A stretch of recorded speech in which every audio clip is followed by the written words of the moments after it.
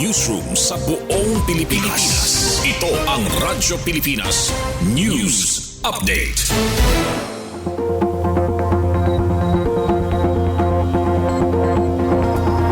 Philippine Standard Time, 3:55 p.m. Maupay nga kulop sa iyong tanan.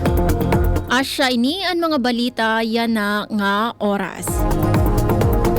Presidential Assistance Payout ginbuhat sa bungto Sanlawang Northern Samar. Detalye pamatian naton matikang kan Charmaine Perito Balvez. Radyo Pilipinas Report.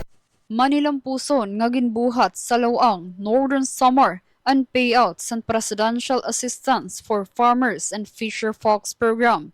Ang programa naghatag bulig pinansyal sa mga rehistrado nga gugtiay nga mga parauma ug parapangisda san bungto.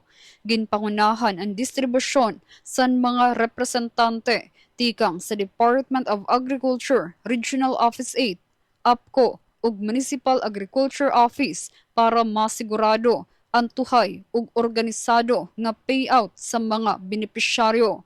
Katuyuanan san Presidential Assistance nga suportaran ang sektor san agrikultura ug pangisdaan nga padayon nga nakakaabat san hagit lakip ang epekto san paghataas san presyo san produkto nga petrolyo. Pinaagi san programa padayon nga ginkikilala ang importante nga papel san mga parauma ug parapangisda sa pagsigurado san supply san pagkaon ug panginabuhian sa komunidad. Para sa Bagong Pilipinas, Charmaine Perito Balvez, Radyo Pilipinas, Radyo Publiko, Calbayog. Para sa aton katapusan nga balita, masobra 2,000 nga parauma sa Northern Samar benepisyaryo sa Presidential Assistance. Detalye sa pagbalik ni Charmaine Perito Balvez. Radyo Pilipinas Report. Masobra 2,000 nga mga parauma nga rehistrado sa RSBSA tikang sa mga bungto san Katarman, Bubon ug Mondragon sa probinsya sa Northern Samar ang kumarawat bulig pinansyal ilarom san Presidential Assistance for Farmers and Fisher Folks Program.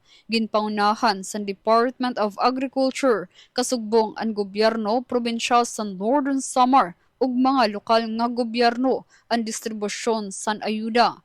Ang Presidential Assistance ang parte san mga pitad san gobyerno nasyonal para masuportaran ang sektor san agrikultura ug pangisdaan sa butnga san fuel crisis. Katuyuanan sini nga masigurado nga may bastante nga suporta ang mga parauma para maipadayon ang produksyon ug mamintinar ang seguridad sa pagkaon sa probinsya. Ginalauman liwat nga mas damo pa nga mga parauma tikang sa iba pa nga mga bungto sa probinsya ang makakarawat san kapareho nga bulig sa mga masunod nga adlaw. Para sa Bagong Pilipinas, Charmaine Perito Balvez, Radyo Pilipinas, Radyo Publiko, Calbayog. Asya doon kabugusan sa mga balita yan na nga oras. Padayon kamo pamati sa DYOG Radyo Pilipinas, Radyo Publiko Calbayog para sa mga news updates. Ini si Suzette Pretencio para sa Radyo Pilipinas, Radyo Publiko. Mula sa pinakamalawak na newsroom